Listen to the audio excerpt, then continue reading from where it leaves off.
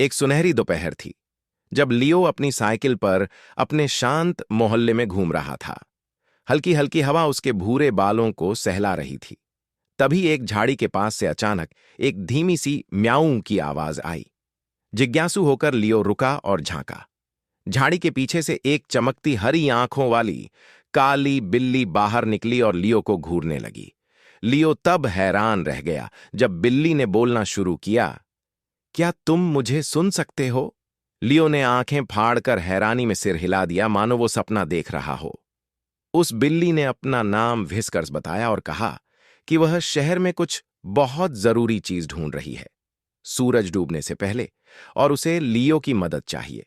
बिना किसी हिचकिचाहट के लियो उस जादुई बिल्ली के पीछे पीछे रंग बिरंगे म्यूरल्स और उड़ते कपड़ों से भरी तंग गलियों से होते हुए निकल पड़ा।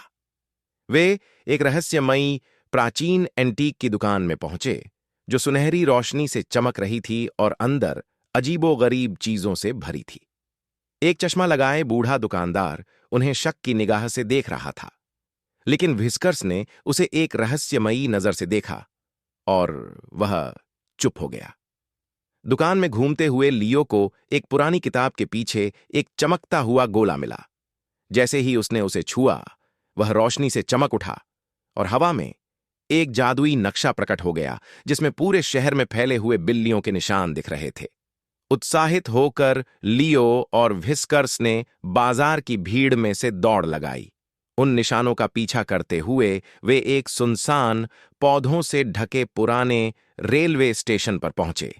वहां जमीन पर एक चमकता हुआ पंजे का निशान दिखाई दिया।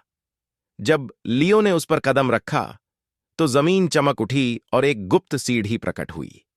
वे नीचे उतरकर एक सुरंग में पहुंचे जो मंद रोशनी में झिलमिला रही थी। वहां लियो को एक प्राचीन भित्तिचित्र दिखा जिसमें एक लड़का और एक बिल्ली मिलकर शहर को बचा रहे थे, बिल्कुल उन्हीं की तरह। तभी अंधेरे से एक छायामय प्राणी बाहर निकला। वह उस जादुई गोले का रक्षक था।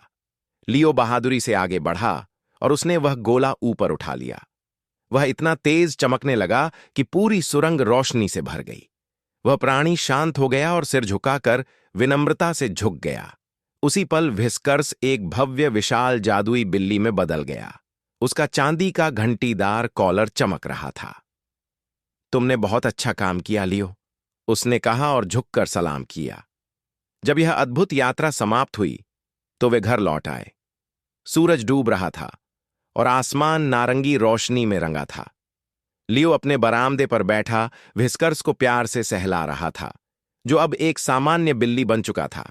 लेकिन जाने से पहले उसने लियो को एक शरारती सी आंख मार दी, मानो कह रहा हो कि जादू कभी दूर नहीं होता।